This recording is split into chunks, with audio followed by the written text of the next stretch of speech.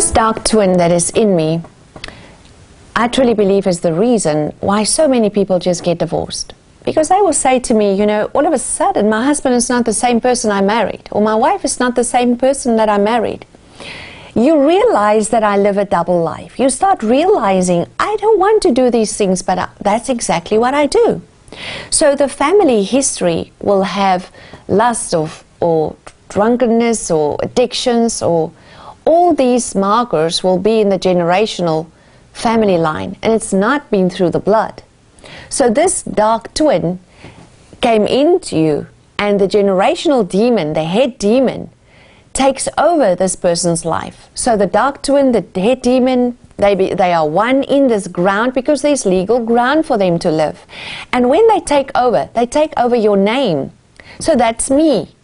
So it's the W. It doesn't have a different name. It will have the name Retah. And it will do things, and Retah will think that's me. And there will be so much pain within you because you do all these evil things that you don't want to do. And it really becomes a painful thing. And this is exactly what David says. It is so painful within me, all the things that I've done. His pride killed 70,000 people. A child was dying. The Bathsheba's husband was killed. So many things happened. Kill, steal, destroy, because of this iniquity that's stuck in his blood. And that seal, the marker on his blood, has a sound, has a vibration, it has a melody, it has a scroll to live out, because he wants to bring the death, kill, steal, destroy from one generation to another. It's like Eli. They've never washed his blood. He never cleansed his bloodline. And they ate the Ichabod curse, and it just went on from one generation to another. And many times it's stuck in religion. So when David was talking, I just love how David explained this. He says, Lord, I've been a sinner from my birth, from the moment my mom conceived me. I know that you delight to set your truth deep within my spirit. You see, deep within his spirit, there was already a stamp of all these dark things. So come into the hidden places of my heart, Lord, and teach me wisdom. These dark places and the wounds, we normally put it so far away in the deep, deep places. And we say to ourselves, but why is my child doing this? Why did this happen? There's a timeline, there's a bloodline, there's a lifeline, and it has a voice, and it has a mission in life. And the mission is to steal your destiny. The mission is to steal your identity of Christ. And you know, we are so blinded when this dark twin takes over my life and the real me is gone. I am blinded. I can't see what I'm doing. I can't see the way I treat other people. I can't see that I'm striving, that I just try to fill my life with stuff. I can't see it. I'm totally blind. Now David says this word. He said, purify my conscience, Lord, because I can't see. Make this leper clean again. Wash me in your love until my heart is pure. Now, for me, this is a great key. Because when I have a part and my dark twin is in front, our heads are one. So the two-edged sword need to cut it loose. But we are one. But I am stuck in the dark kingdom, and this dark twin take over my life. So in life, I will have dark fruits, because now I am rooted in darkness. I'm rooted in the second heaven, and I will have miserable dreams, or I will have a miserable life, or I don't even need to have dreams. I will live it out.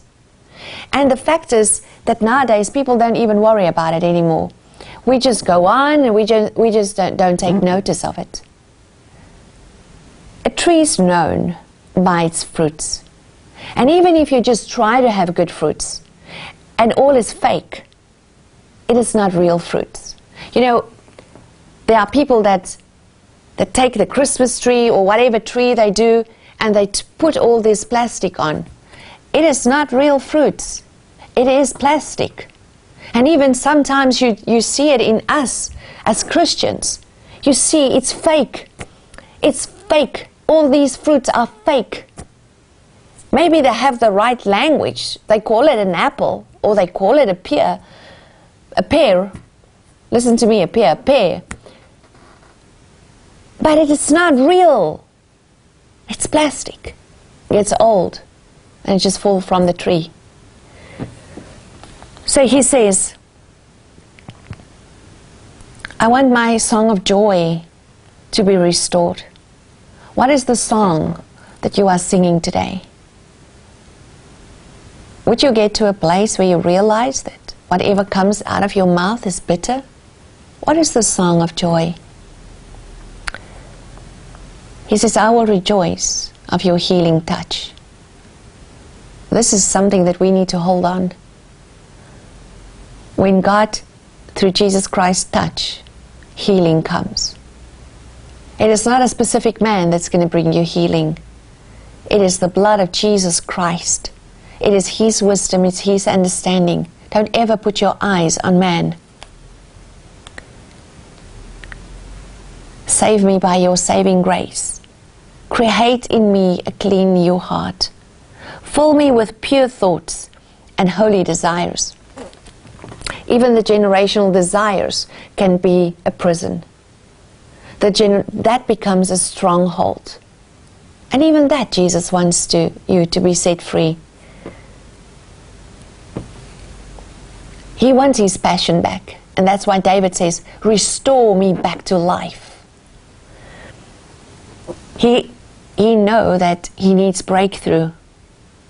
But then he said these words, hold me close to you with a willing spirit. I ask you today, do you want to be set free? The man was lying in front of the pool for 38 years. He didn't get healed. He did get self-pity. He get pity from the world. But he did not make a choice to get healed. Yes, there can be very deep generational things within us. You can sit with a demonic double twin. He can take over your life, and maybe this is what's happening. But the Father gave His only Son for those who believe in Him not to perish, but to have everlasting life. And there's a scroll that God wrote with His finger on your spirit. And when you pray every day, give me my daily bread, it is not the bread from the shop. It's not that one. That is your daily scroll, what God the Father designed for you for this day. And this scroll is who you are and what He wants for you to do in this day. And God's desire for you and me is freedom, completely freedom. But this is what I start with this morning. Are you willing? Are you willing to be healed? Because when we talk about sin, sin needs forgiveness. You need to forgive other people.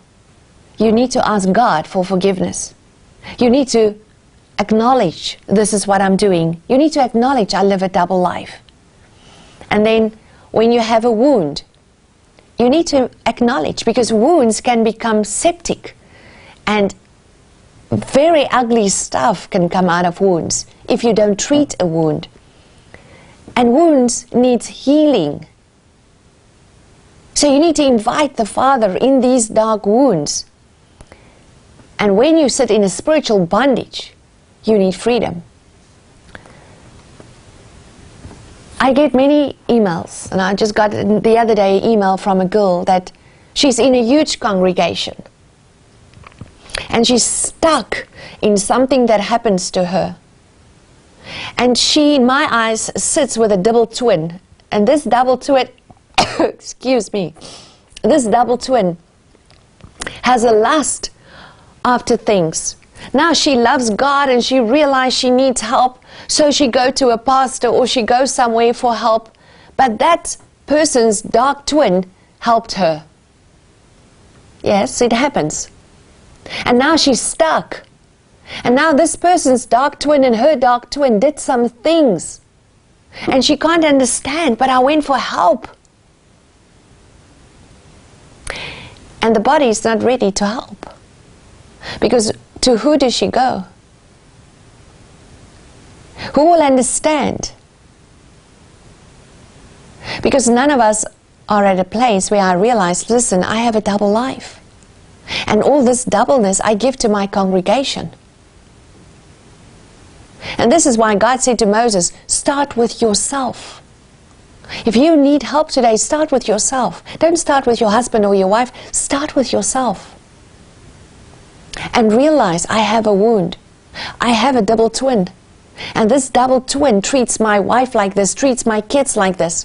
Children will say to me, you know, my mom is not the same person that you know. At home she screams like this, but in front of you and in church she does all these beautiful church things. But she's two people. We need to get to a place where we find the real one. And this is deliverance. This is healing. And when I find the real me, I will love myself. I will be just happy with who I am, a child of God. I wouldn't run after people to find acknowledgement. Now I can teach you many things of how to be happy, how to be this and how to be this and how to be fulfilled.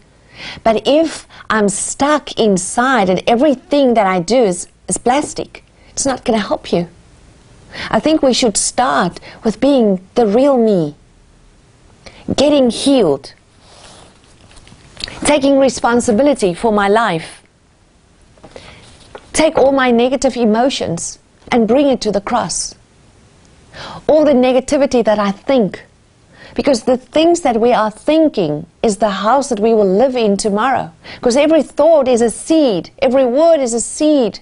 And I built my house and my generational house with these words and these seeds. All these emotions stuck within us. That is the stronghold. Darkness that's never been dealt with. I think it's much easier to say, I am guilty, or I'm sorry, or please forgive me, I don't understand, can you explain to me, than keep it all inside.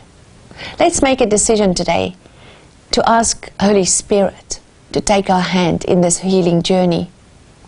To start with showing us my double. Because the double will be the one that is striving. The double is the one who hates himself, myself. That double is the one who can never see something beautiful in someone else. The double is the one who always judges, who always finding fault. That is the double within you. And I want to encourage you to find that. And when you find that, take it to God and ask Him what is the root of this so that you can deal with this.